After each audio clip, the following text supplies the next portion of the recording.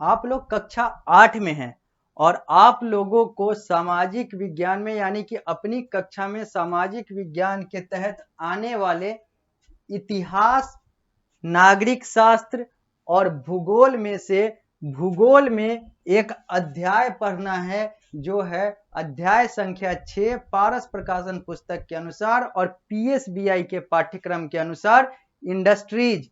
यानी कि यहाँ पर आप लोगों को पढ़ाई करनी है इंडस्ट्री के बारे में, उद्योग के बारे में, और जानना है उद्योग से जुड़ा हुआ हर वो पहलू जो कि इस पाठ्यक्रम के अनुसार आप लोगों के समक्ष है, आप लोगों को पढ़ना है। और मैंने इस अध्याय को यानी कि अध्याय संख्या 6 इंडस्ट्रीज को, उद्योग को पिछली कक्षा में शुरू किया था और मैंने बताया था कि उद्योग का बेसिक कंसेप्ट जो है, इंडस्ट्री का मुख्य धारणा जो है, मुख्य जो इसका आधार है वो क्या है। और मैंने ये भी बताया था कि जो इंडस्ट्री है वो किस किस आधार पर क्लासिफाई होता है, क्लासिफिकेशन ऑफ इंडस्ट्री की बात हुई थी। हम लोगों ने देखा था बेस्ड ऑन रॉ मटेरियल जो इंडस्ट्री है वो एग्रो बेस्ड इंडस्ट्री हो जाता है, तो मिनरल बेस्ड इंडस्ट्री कहलाता है, कुछ मरीन बेस्ड इंडस्ट्री होता है, तो कुछ फॉरेस्ट बेस्ड इंडस्ट्री कहलाता है। हम लोगों ने बेस्ड ऑन इंडस्ट्री साइज देखा था, तो स्मॉल स्केल इंडस्ट्री और लार्ज स्केल इंडस्ट्री की बात आई थी। बेस्ड ऑन ओनरशिप की बात करते हैं अब, क्योंकि हम लोगों ने यहीं पर पिछली कक्षा को विराम दिया था। अब हम लोग आगे बढ़ेंगे और बात करेंगे ओनरशिप के आधार पर, मालिकाना हक के आधार पर इंडस्ट्री कितने प्रकार की होती है। तो हम लोगों ने देखा था कि इंडस्ट्री जो है वो प्राइवेट सेक्टर इंडस्ट्री होता है, कोऑपरेटिव सेक्टर इंडस्ट्री होता है, तो पब्लिक सेक्टर और ज्वाइंट सेक्टर इंडस्ट्री भी होता है। अब बात करते हैं हम लोग प्राइवेट सेक्टर इंडस्ट्री की। लिखा हुआ है private sector industry are owned and opened by individual. नाम से ही क्लियर है कि प्राइवेट सेक्टर इंडस्ट्री जो है वो निजी होता है और यह निजी हाथों के द्वारा संचालित और ओनरशिप यहां पर होता है, मालिकाना हक होता है। उदाहरण के तौर पर टाटा, बिरला, रिलायंस, अंबानी, ये सब जो है ये सब प्राइवेट सेक्टर इंडस्ट्री है। The public sector industry are control by the government. जबकि जो पब्लिक सेक्टर इंडस्ट्री होता है, सरकारी इंडस्ट्री जिसको कहते हैं, उद्योग कहते हैं, वो सरकार के द्वारा नियंत्रित होता है, ओनरशिप होता है। जैसे ओडिशा का राउरकेला स्टील प्लांट, यानी कि एक स्टील प्लांट है राउरकेला जगह पर, इसलिए उसको राउरकेला स्टील प्लांट कहते हैं। राउरकेला जगह का नाम है ओडिशा में। ये गवर्नमेंट वाला इंडस्ट्री है। द ज्वाइंट सेक्टर इंडस्ट्री, अगर ज्वाइंट सेक्टर इंडस्ट्री की बात करेंगे तो यहां पर गवर्नमेंट और इंडिविजुअल दोनों मिलकर इस उद्योग का ओनरशिप रखते हैं, उद्योग को चलाते हैं, मालिकाना हक रखते हैं, नियंत्रण रखते हैं। चाहे वो आईओएल की बात हो, चाहे वो मारुति उद्योग की बात हो, ये सब ज्वाइंट वेंचर वाले यानी कि ज्वाइंट सेक्टर वाले इंडस्ट्री है। कोऑपरेटिव सेक्टर की बात करें तो cooperative sector industry are owned and operated by its producer और सप्लायर ऑफ रॉ मटेरियल और वर्कर। ये जो कोऑपरेटिव इंडस्ट्री होता है, यह इसके जो रॉ मटेरियल प्रोवाइडर होते हैं, कच्चा माल देने वाले जो व्यक्ति होते हैं, उन्हीं के द्वारा यह ओनरशिप में होता है, उन्हीं का मालिकाना हक होता है। जैसे मिल्क इंडस्ट्री और जो शुगर इंडस्ट्री है, जो चीनी का जो उद्योग है और जो दुग्ध उद्योग है, ये सब जो है कोऑपरेटिव सेक्टर इंडस्ट्री के अंतर्गत आते हैं। यहां पर मालिकाना हक जो है इन किसानों का, इन दुग्ध उत्पादकों का ही होता है। अब हम लोग आगे बढ़ते हैं और बात करते हैं factor affecting location of industry. इससे पहले हम लोग ने यहां पर फिर से इसको रिकॉल कर लेना चाहिए कि क्लासिफिकेशन ऑफ इंडस्ट्री यानी कि इंडस्ट्री के जो प्रकार हैं वो बेस्ड ऑन रॉ मटेरियल भी होते हैं, तो बेस्ड ऑन इंडस्ट्री साइज भी होता है, तो बेस्ड ऑन ओनरशिप भी होता है। और इन सब के बेस पर यानी कि इन सब पर आधारित जो इंडस्ट्री होता है वो अलग अलग प्रकार का होता है। अब हम लोग आगे बढ़ते हैं और बात करते हैं factor affecting location of industry. वो कौन कौन सा फैक्टर है जिसके आधार पर इंडस्ट्री को लोकेट करना चाहिए या नहीं करना चाहिए, यानी कि इंडस्ट्री को स्थापित करने से पहले और करने के साथ और करने के दौरान और करने के बाद वो सारी पहलुएं, वो सारी चीजें जो आती हैं, अब उन सारी चीजों की बात होगी। लिखा हुआ है physical and human factor affect the location of industry. जो भौतिक और जो मानवीय जो पहलू है, ये किसी भी इंडस्ट्री, किसी भी उद्योग के लोकेशन को निर्धारित करता है, प्रभावित करता है। The factor affecting the location of industry are, वो कौन कौन से फैक्टर हैं जो लोकेशन ऑफ इंडस्ट्री को अफेक्ट करते हैं, प्रभावित करते हैं? तो रॉ मटेरियल मिलेगा या नहीं मिलेगा वहां पर, जमीन है या नहीं है, पानी की अवेलेबिलिटी है या नहीं है, लेबर मिलेंगे या नहीं मिलेंगे, पावर यानी कि ऊर्जा का साधन है या नहीं है, पूंजी है या नहीं है, यातायात और बाजार जो है वो है या नहीं है। ये सारी चीजें होती है और भी बहुत सारे फैक्टर होते हैं जो किसी भी इंडस्ट्री को स्थापित करने से पहले एक इंडस्ट्रियलिस्ट को सोचने पर मजबूर करता है या फिर एक सोच विचार करने की बात आती है। A factory owner sees all these that all these are available and his cost is minimum. ये जो फैक्ट्री ओनर होता है या फिर जो कहें तो मालिक होता है, जो इस उद्योग को सेट कर रहा होता है या करने जाता है या करने की सोचता है, वो ये सारे पहलुओं को देखता है और यह भी देखता है कि लागत कम से कम हो। Sometimes government provide facility like subsidized power, lower transport cost as to encourage the industrialist to open new industry in the backward area।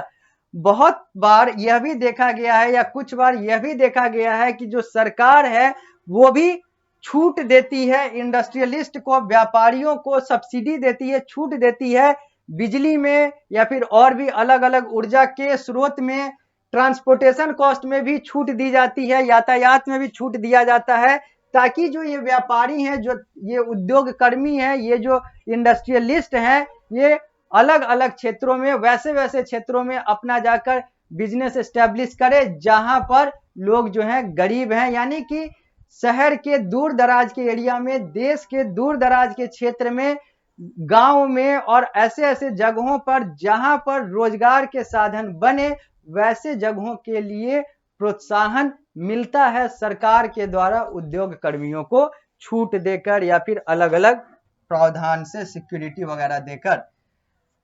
ये है फिजिकल फैक्टर। फिजिकल फैक्टर में हम लोग देख रहे हैं रॉ मटेरियल है या नहीं है, पावर, लैंड, वाटर, इन सारे चीजों की बात हो रही है। तो ह्यूमन फैक्टर में पूंजी है या नहीं है, टेक्नोलॉजी का प्रयोग कैसे होगा, यानी कि तकनीक का प्रयोग, बाजार है या नहीं है, गवर्नमेंट पॉलिसी यानी कि सरकारी नियम की बात है, कैसा है कम्युनिकेशन, संचार का कैसा है, ट्रांसपोर्ट और लेबर जो है वो सारी चीजें जो है किस तरीके से कार्य कर रही है, किस तरीके से अवेलेबल है, उपस्थित है, इन सारे चीजों को आधार बनाया जाता है जब भी कोई इंडस्ट्री को एस्टेब्लिश करना होता है। अब हम लोग बात करेंगे इंडस्ट्रियल रीजन की, यानी कि औद्योगिक क्षेत्र की बात होगी। लिखा हुआ है when a number of industries are located in one region and share the benefit of their closeness, such region are called industrial region। जब एक ही जगह पर बहुत सारे अलग अलग उद्योग जो हैं वो लगे हुए होते हैं ताकि उन लोगों को आपस में फायदा हो, उन लोगों को ज्यादा से ज्यादा लाभ हो, एक साथ बड़ा बाजार मिले, तो ऐसे क्षेत्र को हम लोग इंडस्ट्रियल रीजन यानी कि औद्योगिक क्षेत्र कहते हैं। Major industrial region of the world are, अगर वैश्विक स्तर पर देखें तो बड़े बड़े जो इंडस्ट्रियल रीजन है, औद्योगिक क्षेत्र हैं, वो है eastern North America, North America का eastern part, eastern Europe and eastern Asia, Europe का ईस्टर्न पार्ट पूर्वी हिस्सा और एशिया का पूर्वी हिस्सा और नॉर्थ अमेरिका का पूर्वी हिस्सा, ये सब मेजर इंडस्ट्रियल रीजन है वैश्विक स्तर पर अगर देखा जाए तो।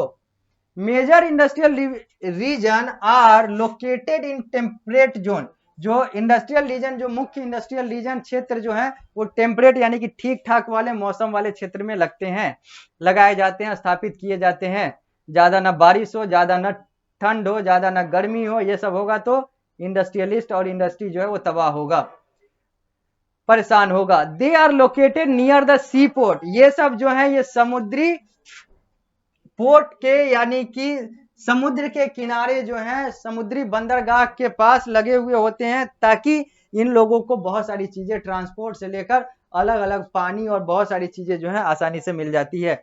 इंडिया है सेवरल इंडस्ट्रियल रीजन, भारत के पास बहुत सारे औद्योगिक क्षेत्र हैं, जैसे मुंबई, पुणे, बेंगलुरु, चेन्नई, कोलकाता, अहमदाबाद, गुरुग्राम, दिल्ली इत्यादि। अब हम लोग बात करेंगे आयरन एंड स्टील इंडस्ट्री की, लौह और इस्पात उद्योग की बात अब होगी। लिखा हुआ है iron and steel industry is the basic industry. ये जो इंडस्ट्री है आयरन और स्टील यानी कि लौह और इस्पात, यह एक मुख्य और जो आधारभूत अगर इंडस्ट्री की बात करें तो उसमें आता है। Basic industry, all other industry, small medium and large scale industry depend on this industry for their tools and industry. क्योंकि जितने भी अलग इंडस्ट्री हैं और जो उद्योग हैं, चाहे वो स्मॉल स्केल इंडस्ट्री हो, मीडियम स्केल इंडस्ट्री हो, लार्ज स्केल इंडस्ट्री हो, सब लोहा और इस्पात पर आधारित होता है, पर बेस्ड होता है, से संचालित होता है। A variety of products such as ships, train, truck, tractor and autos are made of iron and steel. Iron और स्टील से बहुत सारे प्रोडक्ट का निर्माण होता है, चाहे वो नाव की बात हो, जहाज की बात हो, ट्रेन की बात हो, ट्रक की बात हो, ट्रैक्टर की बात हो, ऑटो की बात हो, ऑटो रिक्शा की बात हो, ई रिक्शा की बात हो, टेम्पो की बात हो, ये सब में आयरन और स्टील की आवश्यकता होती है। Iron and steel industry is also known as heavy industry. यह हेवी इंडस्ट्री भी कहलाता है, भारी उद्योग भी कहलाता है, as a raw material as well as finish product are heavy, क्योंकि इसके कच्चे माल और पक्के माल दोनों जो हैं वो भारी होते हैं। Generally iron and steel plant are located near the coal mine. मुख्यतः साधारणतः जो आयरन और स्टील प्लांट जो है, जो इसके जो उद्योग हैं वो कोयला वाले खादान के पास लगे हुए होते हैं। आगे लिखा हुआ है Germany, United State of America, USA, China, Japan, Russia are famous for iron and steel production. अगर आयरन और स्टील प्रोडक्शन का वैश्विक स्तर पर बात करें तो कुछ देश जो हैं जो इसके लिए सबसे ऊपर हैं प्रोडक्शन के लिए, वो है जर्मनी, अमेरिका, चीन, जापान, रूस, ये सब। इंडिया, साउथ अफ्रीका, भारत, दक्षिण कोरिया, जापान, ताइवान जो है ये टेक्सटाइल इंडस्ट्री के लिए प्रसिद्ध है। तो the major information technology industry are at Silicon Valley, जबकि इंफॉर्मेशन टेक्नोलॉजी यानी कि सूचना तकनीक यानी कि आईटी इंडस्ट्री जो है, जो मुख्य आईटी इंडस्ट्री है, वो सिलिकॉन वैली के पास उपस्थित है, स्थित है, जो कि अमेरिका के सेंट्रल कैलिफोर्निया में है और भारत के बेंगलुरु में है। आगे बात करते हैं। In the map you can see the iron and steel plant in India. एक मानचित्र में आप देख सकते हैं कि भारत में आयरन और स्टील प्लांट कहां कहां पर है, कैसे कैसे है। ये जो मानचित्र है यही दिखा रहा है major iron and steel industry of the world और इंडिया यहां पर दिखाया जा रहा है। जबकि इस दो चित्र में दिखाया जा रहा है आयरन एंड स्टील को कैसे ये दोनों जो है वो उत्पादन हुए पड़े हैं। तो यही लिखा हुआ है कि इन द मैप, मानचित्र में आपने देखा या फिर देख सकते हैं कि कैसे आयरन और स्टील प्लांट जो है, लौह और इस्पात के जो उद्योग हैं वो भारत में स्थापित हैं। ये कहां कहां है भारत में? तो भिलाई में है, दुर्गापुर में है, बर्नपुर में है, जमशेदपुर में है और राउरकेला में है। The main iron and ore producing state are, Bharat के जो मुख्य आयरन और स्टील प्रोड्यूसिंग स्टेट हैं, लौह और इस्पात के उत्पादक राज्य हैं, उनके नाम इस प्रकार से हैं: पश्चिम बंगाल, झारखंड, ओडिशा, छत्तीसगढ़, कर्नाटका, झारखंड। ये सारे जो हैं ये major iron and steel producing state हैं भारत के। It is a private company in Jamshedpur, जबकि टिस्को जो है एक प्राइवेट कंपनी है जमशेदपुर में, इसकी बात हम लोगों ने पहले भी की है। All three industry are located near coal mine and iron ore mine. ये जितने भी इंडस्ट्री हैं ये सब कोल माइन और आयरन ओर माइन के पास हैं, यानी कि कोयला खादान और आयरन ओर के खादान के पास हैं। आगे वर्ल्ड इंडस्ट्रियल रीजन, ये वैश्विक स्तर पर जो औद्योगिक क्षेत्र है इसको देखा जा सकता है। लिखा हुआ है आगे, Pittsburgh is steel city of USA. USA का इस्पात शहर जो है वो पिट्सबर्ग को कहा जाता है। A good network of water was available for iron ore. A good network of water was available of iron ore and coal road network helped the industry in this region.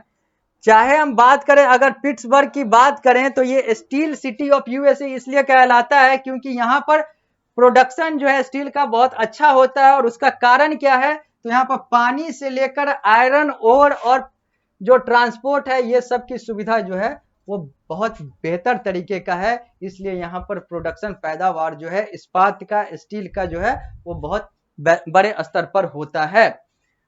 अब हम लोग बात करेंगे cotton textile industry की, लेकिन cotton textile industry की बात होगी अगली कक्षा में। इस अध्याय को इस कक्षा में अभी हम लोग यहीं पर रोकते हैं, मिलते हैं अगली कक्षा में। तो इस अध्याय को यहीं से यानी कि कॉटन टेक्सटाइल इंडस्ट्री से आगे बढ़ाएंगे।